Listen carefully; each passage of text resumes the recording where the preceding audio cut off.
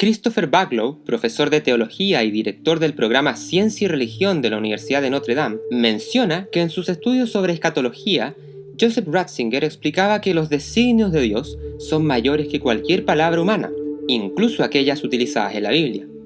Repite esta afirmación de muchas maneras. Las particularidades detalladas del mundo de la resurrección están más allá de nuestra concepción. El nuevo mundo no puede ser imaginado.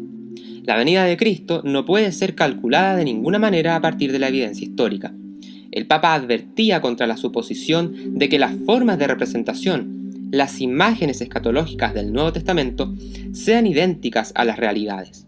¿Y por qué es importante esto? ¿Y cómo lo podemos relacionar con las famosas experiencias cercanas a la muerte, las famosas SM, de las que por cierto hablamos en un video subido en el canal en enero de este año, cuyo enlace lo vamos a dejar en la descripción del video por si quieren verlo? Les va a servir de bastante complemento a este nuevo capítulo. Time for a great new American enterprise. Time for this nation to take a clearly leading role in space achievement, which in many ways may hold the key to our future on Earth. Now it is time to take longer strides. Time for a great new American enterprise. Pasa que al relacionar las palabras de Ratzinger con las SM, podríamos decir que aunque estas experiencias pueden ofrecer vislumbres significativos o simbólicos de la vida después de la muerte, no debemos asumir que representan de manera precisa o completa las realidades del más allá. Según Ratzinger, las representaciones e imágenes, incluso en las propias escrituras en estas materias, y con mayor razón en las evidencias individuales, son apenas reflejo de una realidad mucho mayor y mucho más profunda que está más allá de nuestra plena comprensión.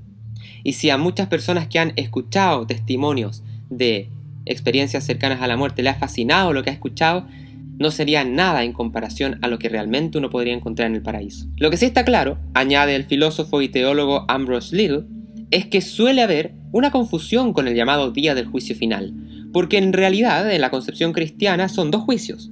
Un juicio particular que viene inmediatamente después de la muerte, en donde el Señor decide los caminos finales de cada persona. Pero entonces, ¿qué pasa con el segundo juicio? Conforme a las explicaciones tomistas, el segundo juicio es uno público, que implica la creación completa en su conjunto. Pasa que nuestras acciones en la tierra siguen teniendo efectos incluso después de nuestra muerte, y conforme a esos efectos, sean malos o buenos, el juicio intermedio puede modificarse. Y en definitiva, la Iglesia enseña que al final de los tiempos, en el juicio final, todos resucitarán con sus cuerpos, los justos para disfrutar de la vida eterna, en cuerpo y alma, y los condenados para experimentar el castigo eterno, también en cuerpo y alma. Así que están a la espera, en un estado intermedio de separación antinatural, donde el alma inmortal sigue existiendo, pero donde el cuerpo ha muerto a la espera de recuperarse. El doctor en filosofía Ibáñez explica que la inmortalidad del alma era ya una creencia común a varios pueblos de la antigüedad, pero que la resurrección corporal es algo del todo distinto, pues se trata de un misterio estrictamente sobrenatural, pero que es conteste con la metafísica que entiende al alma como forma sustancial del cuerpo, e incluso más, como veremos más adelante, conteste incluso con la física contemporánea. Sin embargo, la resurrección es el misterio cristiano que ha despertado más oposición en toda la historia. Fuera del ámbito cristiano es un absurdo. Al ateo el tema le parece un cuento de niños. Sin embargo, todos estos prejuicios y escándalos contra la resurrección se producen porque nuestra razón natural solo conoce la caducidad de la materia y la supervivencia pura del espíritu, que es algo que se puede encontrar en algunas otras religiones, ¿cierto? Como una especie de decisión permanente. El propio Pablo afirma que cuando los atenienses lo oyeron explicar el tema de la resurrección, se rieron en su cara. El padre Ibáñez dice de hecho que seguramente debió de parecerles a los atenienses un charlatán oriental más. Hoy en día, en un occidente que se ha olvidado de su sólida tradición filosófica y teológica, empieza a abrazar otras concepciones y vuelven a ridiculizar como lo hicieron con Pablo. Y así entonces nacen los materialistas reduccionistas, como lo serían el profesor Hawking, que en paz descanse, el que consideraría que no hay nada más después de la muerte. En su último libro, que alcanzó a escribir, titulado Brief Answers to the Big Questions, niega la existencia de Dios y plantea además que tras morir nos apagamos y que eso sería todo. Por otro lado, están los materialistas, que extienden el pensamiento de Hawking, que se niegan a morir y entonces plantean la posibilidad de subsistir con ayuda de la tecnología. ¿Cómo funcionaría eso? El célebre físico teórico Michio Kaku explica en este fascinante libro titulado El futuro de la humanidad, la colonización de Marte, los viajes interestelares, la inmortalidad y nuestro destino más allá de la Tierra. En este libro, el profesor Kaku nos explica que la inmortalidad digital no solo sería posible para algunos investigadores, sino que sería útil para surcar el espacio y atravesar las estrellas en la exploración del cosmos. Si nuestros frágiles cuerpos biológicos no pueden soportar las presiones del viaje interestelar, plantean que sería posible enviar nuestras conciencias al espacio, todo gracias a la enorme huella digital que dejamos en la Internet. La inteligencia artificial podría hacer el trabajo de resucitar a los muertos a partir de sus declaraciones, fotografías, correos electrónicos, comentarios, etc., al punto que se estima que algún día existirá algo así como una biblioteca de almas, donde en lugar de leer un libro de Winston Churchill, podríamos mantener una conversación con él. Pero esas gentes resucitadas digitalmente, se pregunta Kaku, ¿serían realmente aquellos que murieron? Dirán algunos que el alma no se puede reducir a información, pero ¿qué pasaría si fuéramos capaces de reproducir el cerebro neurona a neurona, de modo que queden registrados todos los recuerdos y sentimientos? Se trata del siguiente nivel de inmortalidad digital que incluso algunos visionarios pretenden alcanzar en un futuro, ojalá no muy lejano. Por ejemplo, un proyecto que va de la mano con este asunto es el llamado conectoma humano. En último término, se plantea incluso reemplazar todo el cerebro y sus neuronas por transistores, para convertirnos en robots inmortales.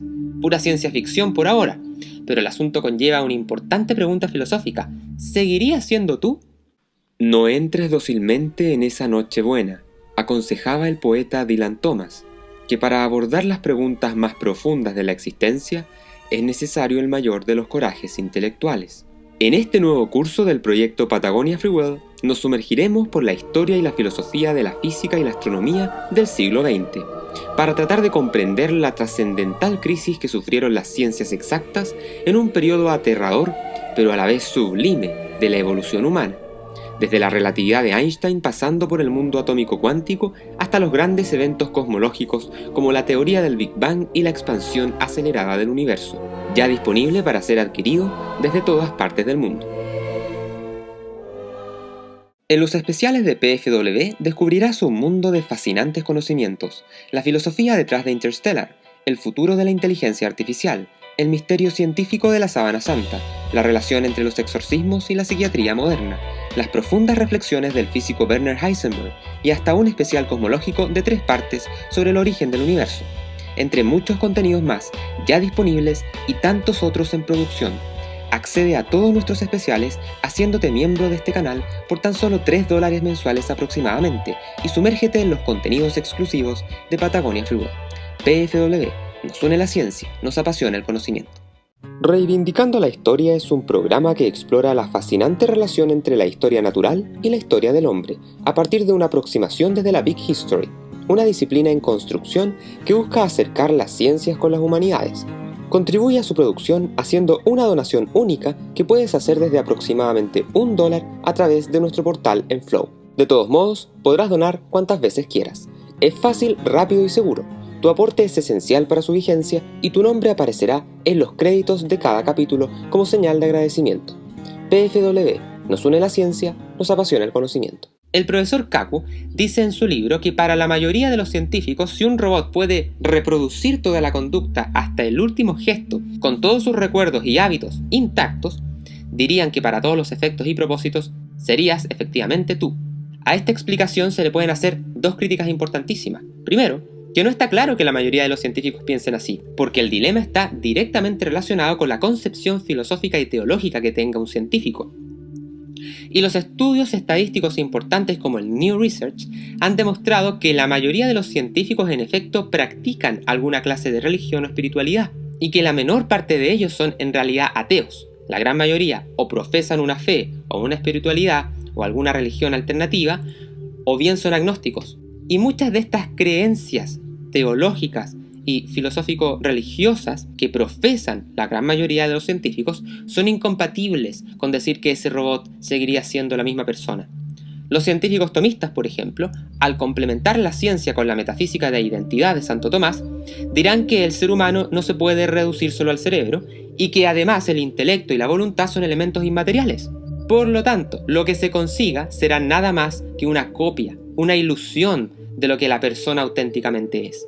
Quien se obsesiona por prevalecer en este mundo es porque, habiéndole dado la espalda a la trascendencia, están desesperados por subsistir en lo que Platón llamaría el fondo de la caverna, es decir, en este mundo material, y en donde además se pone una venda en los ojos respecto de toda la realidad metafísica que nos circunda. Pero así como tantos hoy se embarcan en estos proyectos de falsa inmortalidad, existirá alguien que haya intentado sumergirse en la ciencia de la auténtica resurrección, despegándose del canon imperante de la divulgación científica de hoy en día, mirando cómo es que sería posible la verdadera resurrección del cuerpo, integrando de manera notable la física contemporánea y los planteamientos de la tradición cristiana.